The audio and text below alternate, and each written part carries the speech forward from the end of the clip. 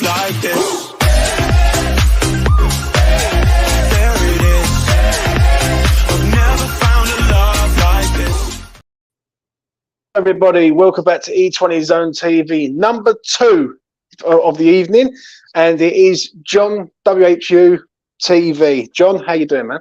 Close, mate. JP WHU TV, but I'm good, man. All good, all good. It's all right. Don't worry.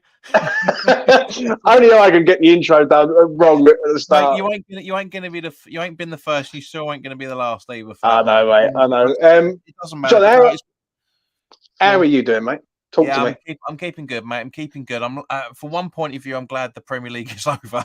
It's been a bloody hard slog. It really, really has been.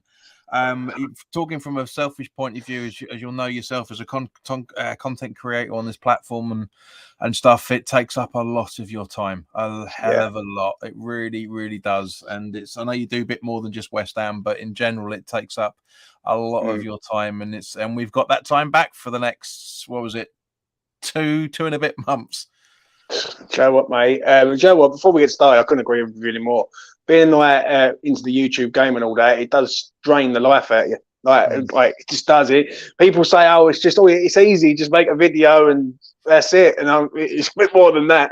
Trust me. But I could not agree with you more on that. And I am so happy that the Premier League season's over. But Prague is slowly approaching. But we're going to get started with this, John. Yeah. I want your opinions on a few things tonight on this. West Ham United 2022-23 season. How do you assess the Premier League this season for you? Just in that isolation, it's been catastrophic, to say the least. You know, we all had massive high expectations going into this season. But, you know, I know, you know, we always sort of bounce around here and there, and it's a normal West Ham season. You know, take Europe out of the equation. It's a normal West Ham season from a few seasons ago. You know, finished, you know, up until the start of this season, I've been saying every single season since time immemorial, and certainly since I've been doing my channel, I've been saying I'll take top 15 every season. Just be happy with that. And so from that point of view, it's been good. You know, he's kept us up. There's been games, as it always is, where there's been contentious decisions. There's been games we should have drawn and where we lost, and games we should have won and we drew. Games we should have lost and we've won. You know, so from certain points, so it's the usual West Ham roundabout. It's just the fact that what's coming up in the next 9 days is kind of the most important part of the entire West Ham season. Premier League season is totally different to the West Ham season for this season. You know, I'm not going to lie, mate. I don't know if you caught it when I did at the start of the season. I did my I did my points prediction of where we were going to finish up, and I said we were going to finish on 73 points. That was genuinely where that. Let me just have a look on the table where that would have got us. 73 points would have finished us 4th. That's how confident I was when going into this season. You know, the signings were fantastic.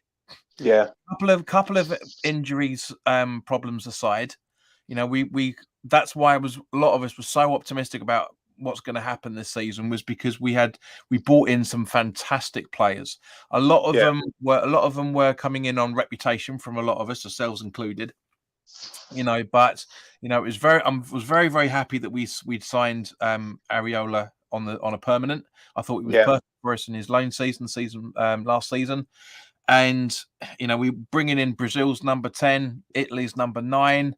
You know, a German centre back as well, for that matter. You know, everything was looking good, and then the West Ham effect applied, and there you go. But it is though, mate, isn't it? It is West Ham effect. I agree. Yeah. We cannot have more than 3 seasons without something fucking up. It always happens. Always happens. Yeah. Would you say though, John? Yeah, because I agree with you. Yeah, when at the start of the season, I wouldn't have said 73 points, but I wouldn't have said 73. But I would have said top 10 at least. That is the bare minimum. Like West Ham should be at least like competing for Europe from the Premier League. Do you know what I'm saying?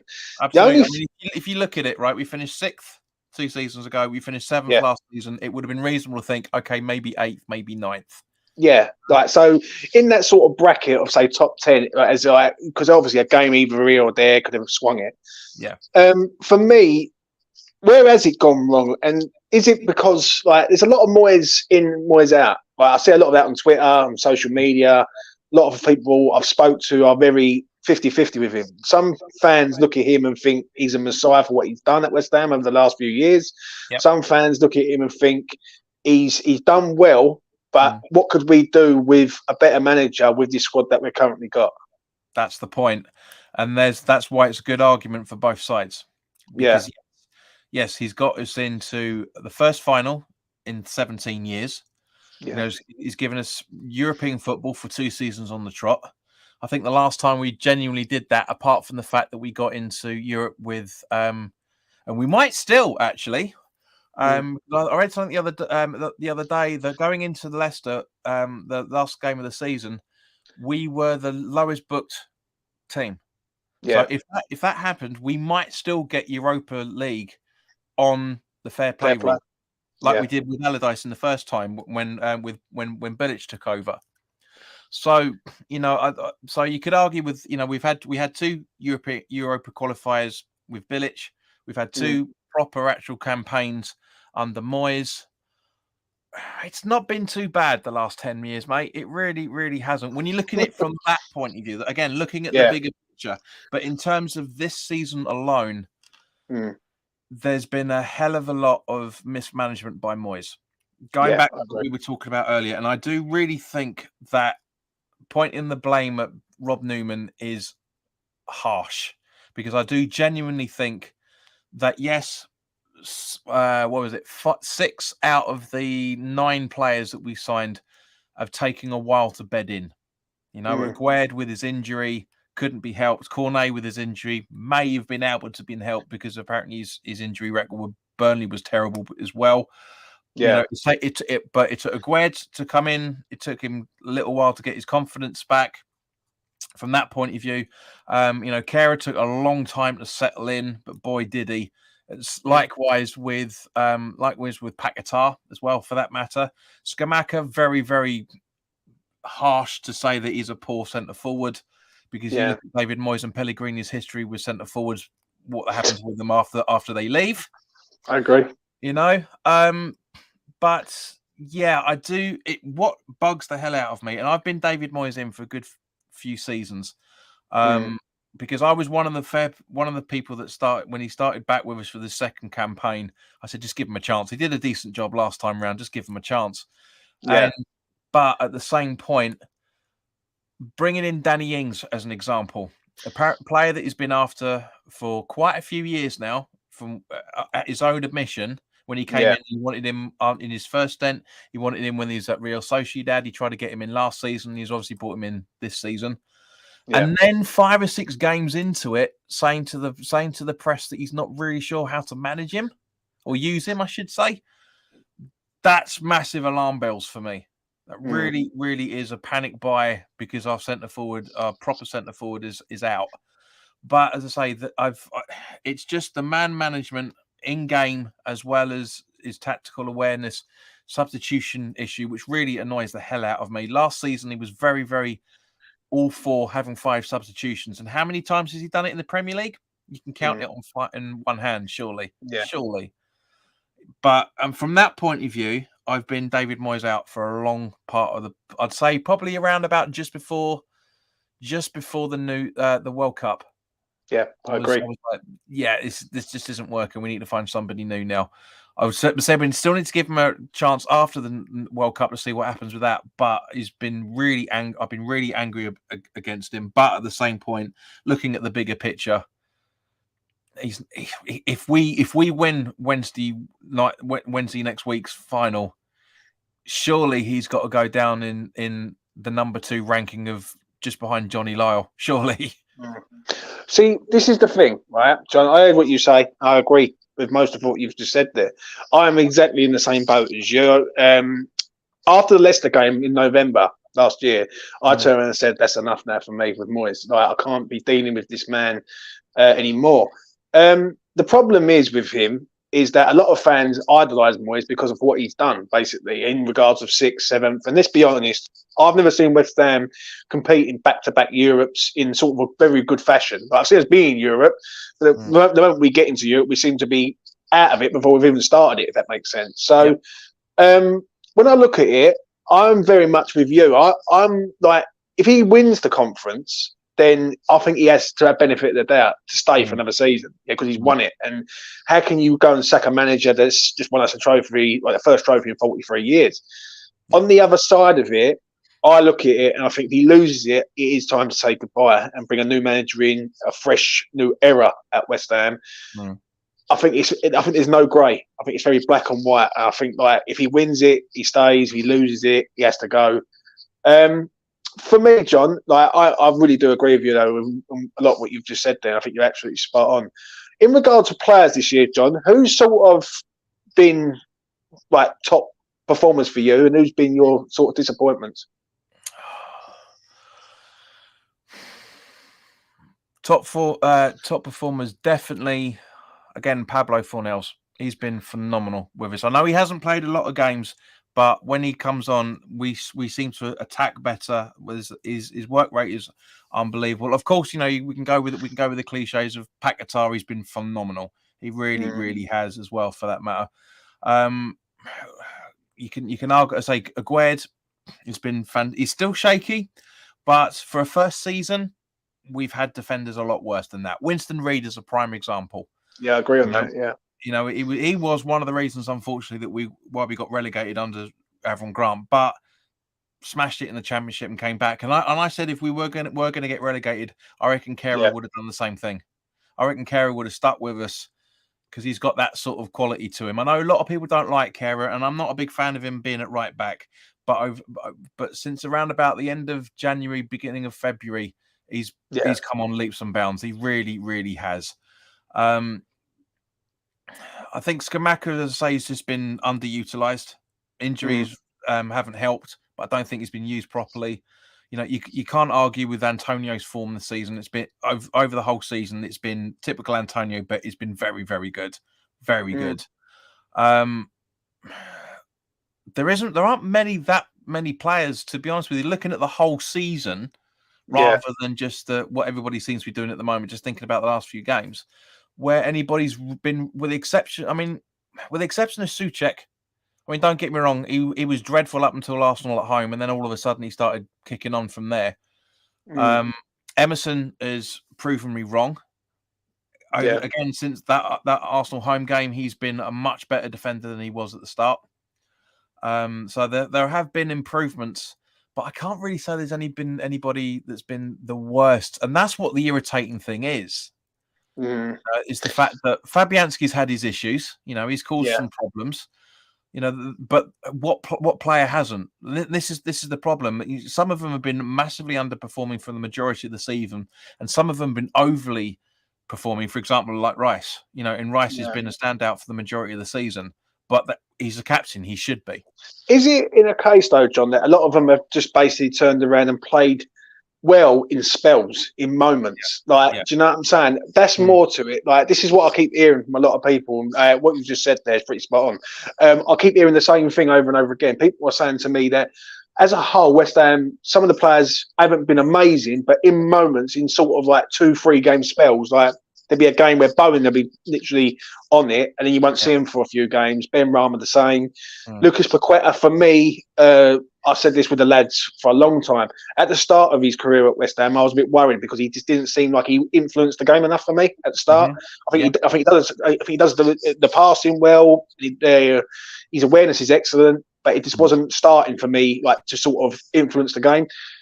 Over the last sort of 2 months, I would say now he's starting to sort of be the player that we all thought he would be. And if he can turn up in Prague, I think he'd be absolutely phenomenal. Do you know what I'm saying? He did show glimpses at the start of the season of what he was capable of. But you're right. In general, for the majority of the season, he was very sluggish. But again, that's going back to what I was saying earlier. It's down to the fact that it's his first season. Loads of people want to jump on players' backs because of the price tag. It's not their fault. They don't say, right, I'm worth 50 million, please. Thanks very much. Do you know what I mean? You got to look at the bigger picture, which unfortunately a lot of people can't do, which is fair enough. But at the same point, yeah, you're absolutely right. There's again, because you think of the amount of signings we've brought in.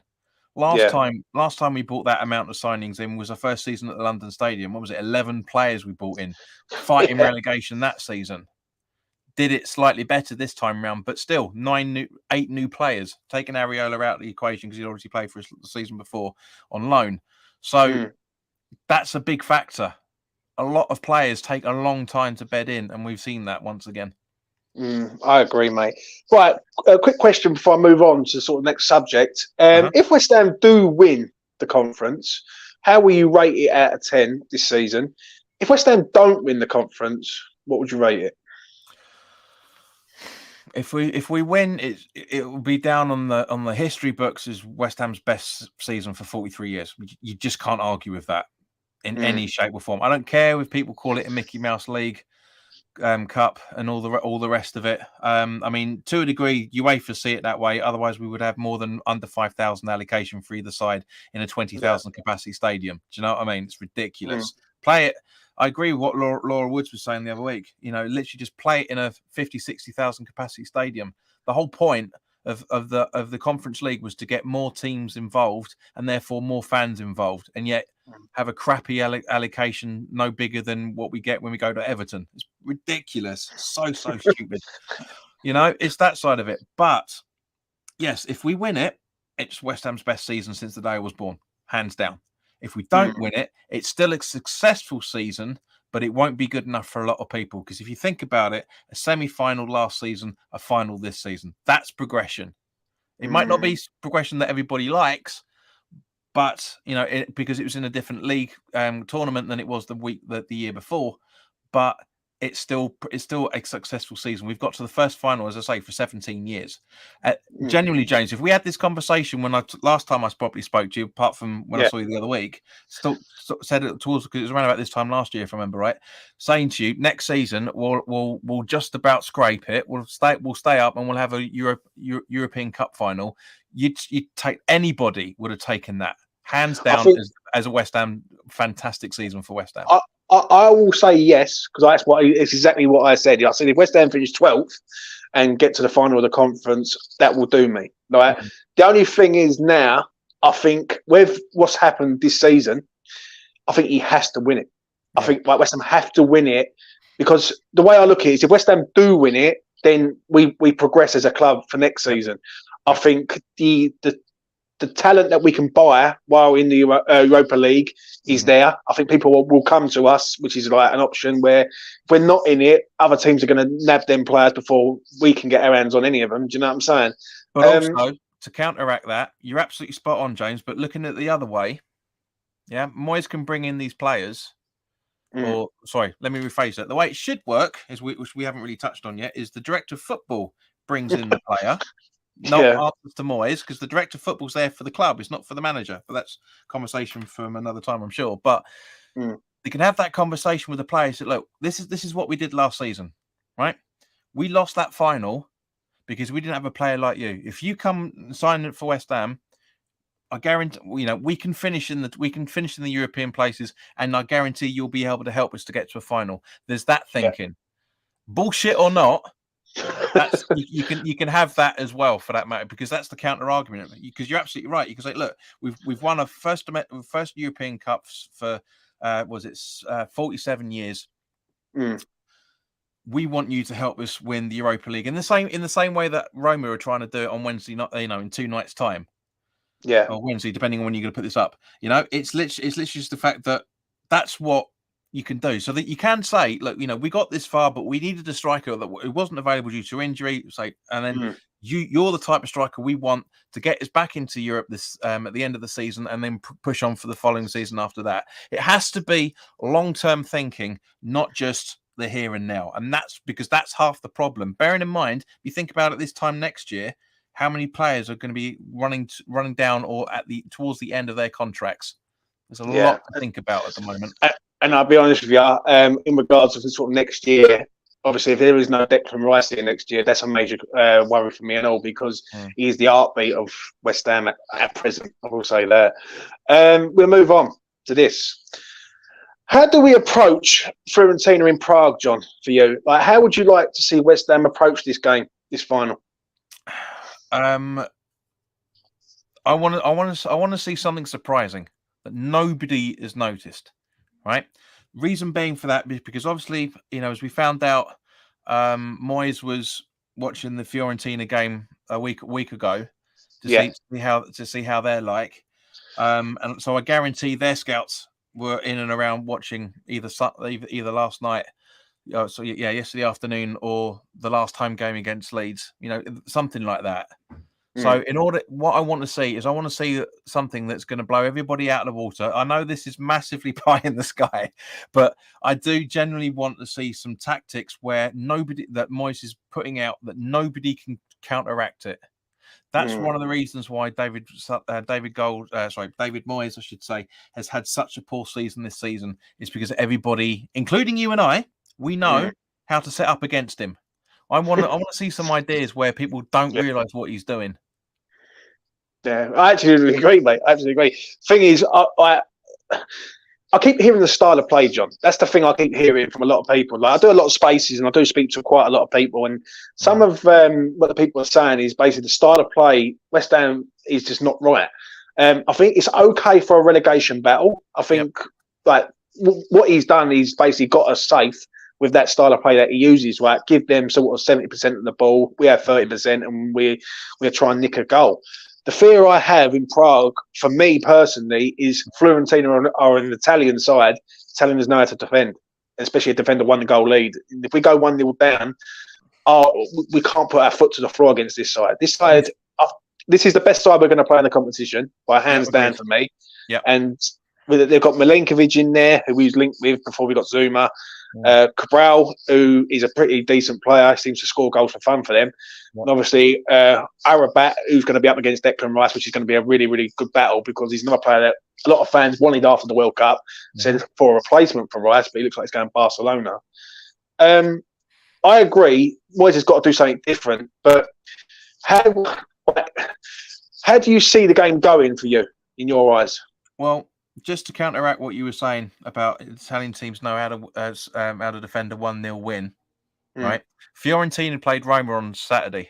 I watched the game. It was on BT Sport. Yeah. Fiorentina were 1-0 down at half time from Jose Mourinho's Roma.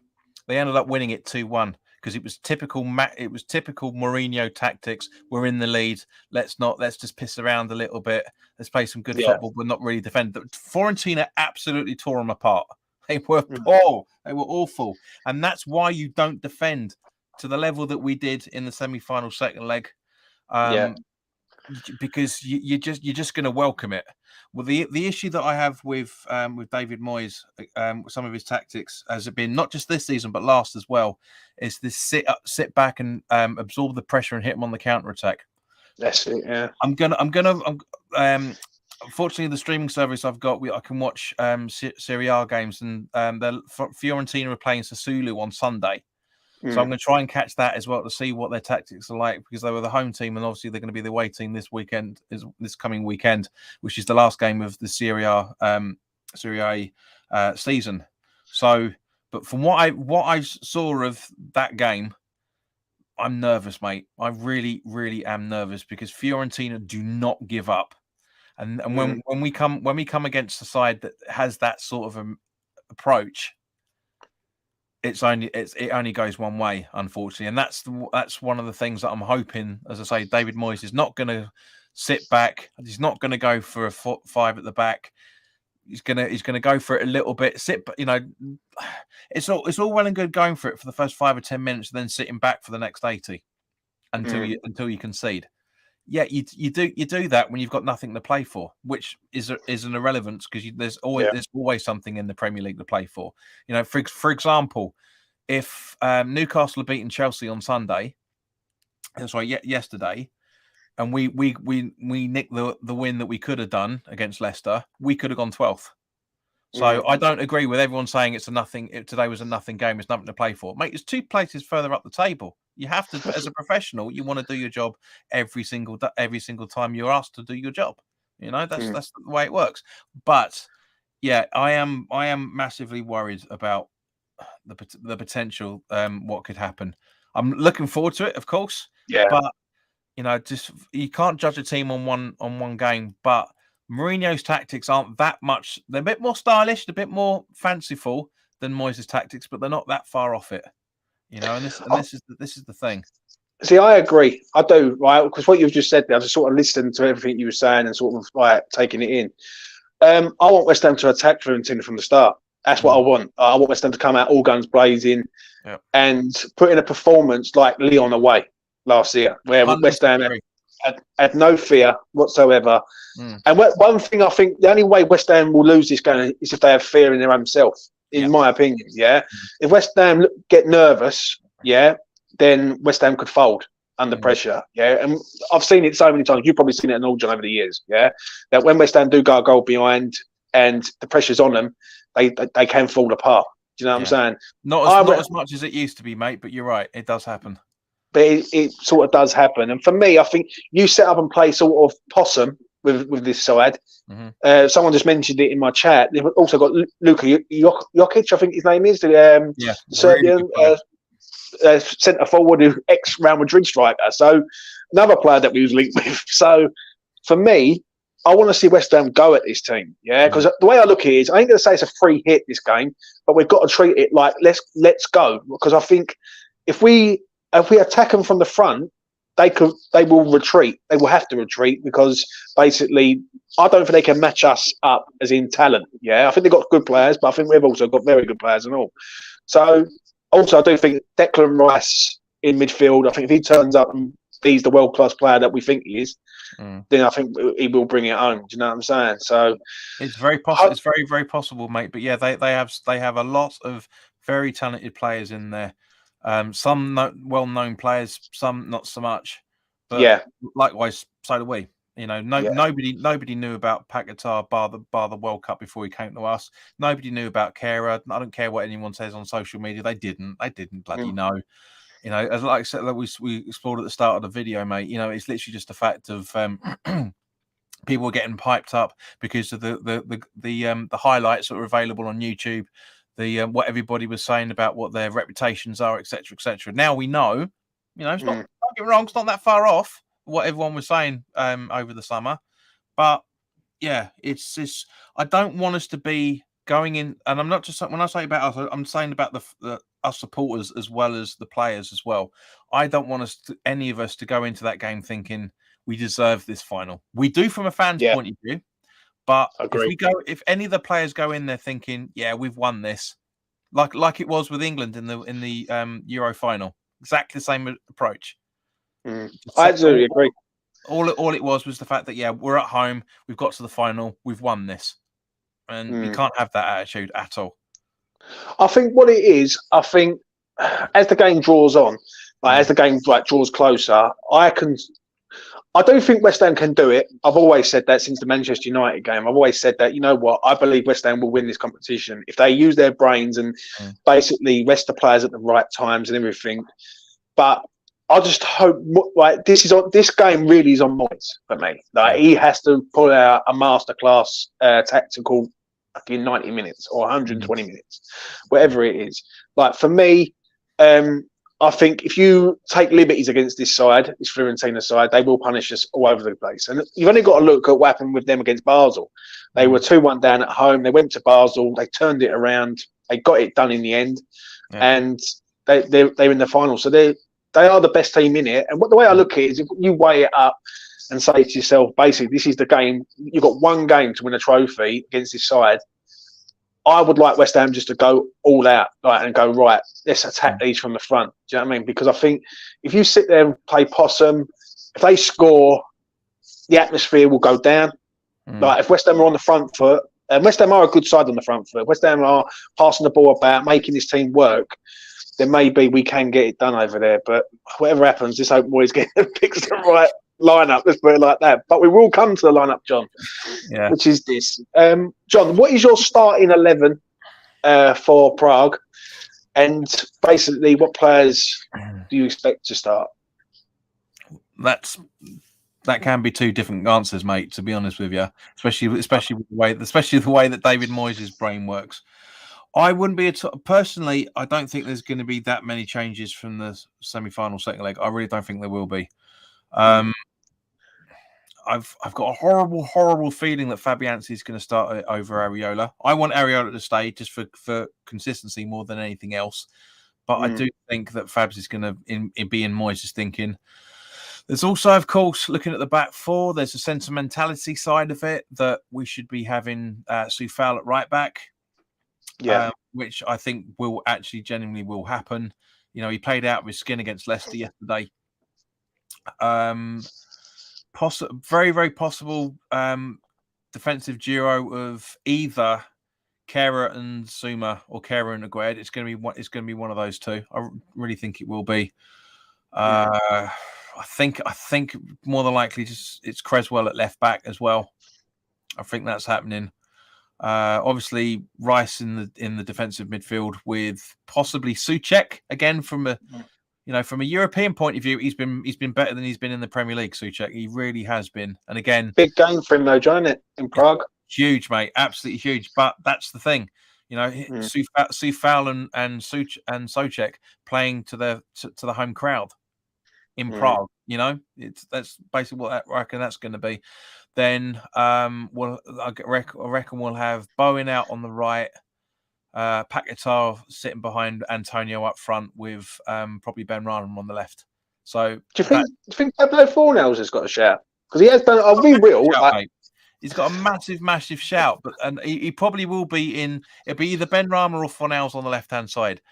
Ben Rama is a better left winger than Fornals is. Fornals is a lot handier in the centre of the pitch than he is out on the left or the right, for that matter. We saw that against Leicester, unfortunately. But yeah, of course he's in for a shout. He scored the goal yesterday. He scored the winner in the second leg. You know, and he scored some vital goals for us this season. But again, I would personally put Fornals out on the left over Ben Rama if Ben Rama isn't up to scratch. Now, obviously, I don't know if you heard about it earlier today that the squad are out in Portugal for the next few days to get some proper rest, get away from all the pressures of being in England for the social media point of view. I wouldn't be at all surprised if Moyes is taking their phones before they go out for the training session, so they're just purely focusing on what they need to be doing. I mean, hopefully, there's no injuries bar the injury that we've already got with Scamacca. I mean, everybody seemed to be okay. Paquetá had a bit of an issue a couple of times yesterday, but seemed to get through it. But that genuinely, that's what I want to see as a starting 11, and I reckon I'm probably about 90% right. There's probably be a change in there, but yeah, I think that's what we're going to see Wednesday week. I think for me, the Ben Rama one, Fornals one, I had this sort of debate on Twitter, and it's quite funny. I agree with you. As a left-sided player, Fornals is not that. Benny does move the ball forward. Like, people criticise Benny, but at least he does move the ball forward. Yeah. Fornals for me is like an industrial midfielder for me. He always has been, always will be. He's like number 10 industrial midfielder. If he was playing a three-man midfield, I wouldn't mind seeing Fornals in that. Like, I really wouldn't. I think he gets about the pitch well, gets stuck in, etc. I think if you start Fornals, then Moyes is playing the long game in this match, in my opinion. If he starts Pablo Fornals, he's looking at bringing Ben Rama on in case it goes to penalties, because then you've got a guaranteed penalty taker. There is that. Yep, 100%. Do you know what I'm saying? I think the right back situation's a bit of a tricky one for me, because if Aguerd does start, and I do like Nath Aguerd, I think he's had a bit of a hit and miss season. He has been injured. He's come in. He's had good games. He's had bad games. He's had the World Cup. He's had everything, the lad. You know what I'm saying? So if he does start with Zuma, I'll be happy, because I thought the pair of them in Akmar, I thought were brilliant, like Zuma and Aguerd. Yeah. I think the right back is a bit of a toss of a coin for me. I think you've got Thilo Kehrer, who's been pretty decent recently on that side. He's in form. He's done all right. And then you've got Kufel. Now, Kufel playing in his homeland, he's going to be emotionally involved, whereas Thilo's been very decent in sort of the last month. Out of the two, John, which one's the better choice for you? because like it's like a toss of a coin for me. You're absolutely right there, mate. But not to sound too football manager-ish, but it is Soufal at right back because he's a natural right back. Kehrer can play there, but he's a centre back. You know, it's like when we had James Tompkins out at right back under Bilic a couple of times. He could do it, but he wasn't brilliant at it. And that's Kehler's grown into that because he's had no choice. He's had to develop in that position. Personally, I would have Soufal there, not only because his defensive minded a lot better than Kehrer is at that back, but also his pace. His delivery's got a hell of a lot better this season. Since he had that surgery towards the end of last year, beginning of this, he's been a much better player, much better. Yeah. But you're right. In the last few games we've had Kehrer right back, he's been a lot more solid, and it is genuinely going to be a flip of the coin. You're spot on with that. I think it's the pace factor for me. I think that's the only thing that is doing it for me with Kehrer. I think if Kehrer had the same pace as Kufal, I think you go with Kufal. Yeah. Kufal's the better defender in my opinion. Kehrer's just, he's got the pace factor to be there. Like if anyone goes in behind, and like it's always nice to have a bit of pace at the back, isn't it? Let's be honest. So like whoever it is, let's hope they get the job done on the night. But John, let's come to the final thing of the evening, which is this: your prediction. I need to know what you think is going to happen, and give me your prediction for me, please, mate. Can I tell you on next Sunday when I've watched the Sassuolo Fiorentina game, so I've got a bit more knowledge on it. I mean, of course, my heart is saying it's going to be 3-1 West Ham. Of course, you know that I reckon everybody's thinking along that sort of lines, 2-1, 3-1. The reality of it is, we could either defend for 85 minutes and it goes to penalties, or we attack for 70 and we win it. It's generally going to be that sort of flip of the coin. But I'm going to go to that. I'm going to ignore the usual West Ham pessimist in me. I'm going to go for the optimist. I'm going to stick with either a 2-1 or a 3-1 West Ham. I spoke to someone earlier, and they've sort of gone with the same sort of prediction as me. I think it's going to go all the way. I don't know why. I think if Moyes sets up the way he has been setting up recently, I think both teams are going to cancel each other out. I think we will score in the game, but then we are settled to conceding the goal. Do you know what I mean? Yeah. And for me, if it goes all the way, let's hope everyone's ready for like we're either going to be like dancing the streets of East London, or we're going to be crying. Or we're going to be crying in there. But listen, I hope your prediction's right. Like, I hope West Ham do attack this game from the front and put a couple of goals in. And I think really, if West Ham do attack it from the front, at least the fans will know, sit back and go, well, hold on a minute. At least they're giving it everything. Like, I think sitting there waiting it's a dangerous game.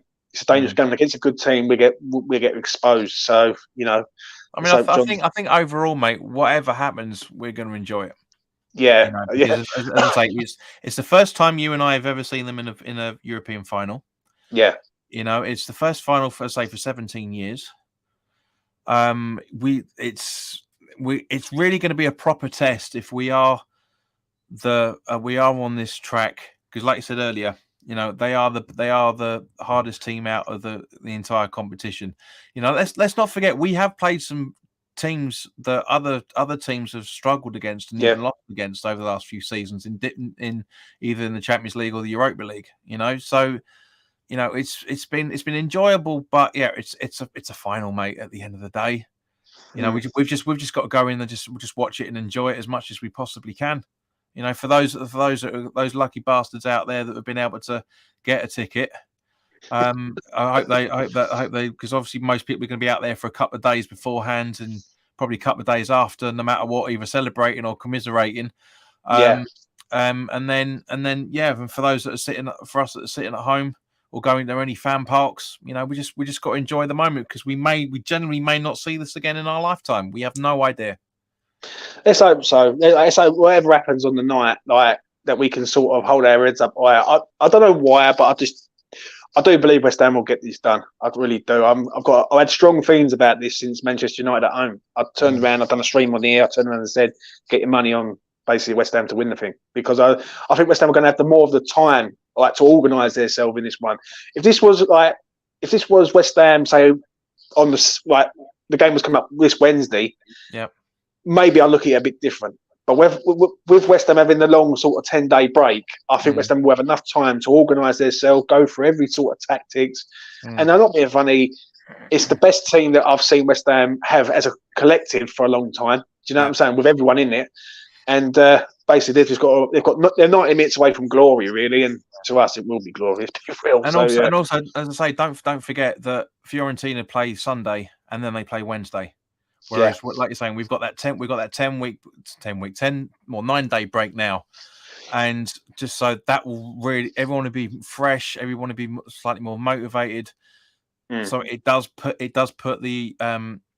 stack the odds better in our position as a result of it. If we were literally playing the final like Roma are on Wednesday night, literally jumping one game from the other, then then I reckon the tactics will be totally different. So you never know. But and at the end of the day, mate, like I said, we've just got to enjoy it and because I know on the Wednesday morning I'll be absolutely buzzing, mate. We genuinely haven't seen a final for 17 years.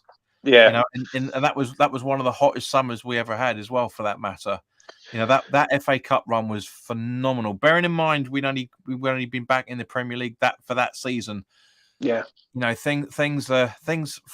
is a fickle finger sometimes, and I do genuinely hope this isn't the last final that we get to see, but we haven't seen one since then, so you never know. Yeah, I hear you, John. I hear you. JP, I got your intro wrong at the start, but I'm not going to get it wrong at the end, mate. Thank you very much, John, for coming on tonight. I really do appreciate your time, mate, on this Monday evening. Please thank you very much for having me on. And again, mate, I still can't believe 2 years ago, every time you and I had a conversation, you were disagreeing with me on everything. Since you've had your missus involved, you've been agreeing with everything. So I don't know what she's putting in your water, mate, but keep it up. I've got to do as we told, mate. 100%. That's why you're agreeing with me now, because you're so used to being told what to do. I know. I've got to do as we told there, mate. For the missus, she'll beat me up. So yeah. Listen, go and subscribe to John's channel. Good man. I've known John a while. Listen, me and John have had many heated discussions about basically different players and all that. But Joe, I respect John. Yeah. Sometimes I don't agree with what he says, but I respect him as a fan. He's just the same as me, basically. But he's got a different opinion. So go and subscribe. So go and subscribe to his channel. Please do smash a like on the video. Please do subscribe to E20 Zone TV and John's channel, JPWHU TV. And I'll be back tomorrow. I've got a busy day tomorrow. I'm going to try. Who have I got on tomorrow? I've got 3 people on tomorrow, so I'm going hard this week with the content for like people coming on. I want to get every fan on who I can, sort of talk about West Ham. It's the biggest game for a long time. And if West Ham do bring home a trophy, it'd be the first trophy they bring home in 43 years. Apart from the FA Cup in 1980. So it's going to be a big moment. Let's hope we do it. But John, thank you very much for coming on, mate. I really do appreciate it. Everyone, take care of yourselves. Enjoy your evening, and I will see you again soon. Peace. There it is. I've never found a love like this.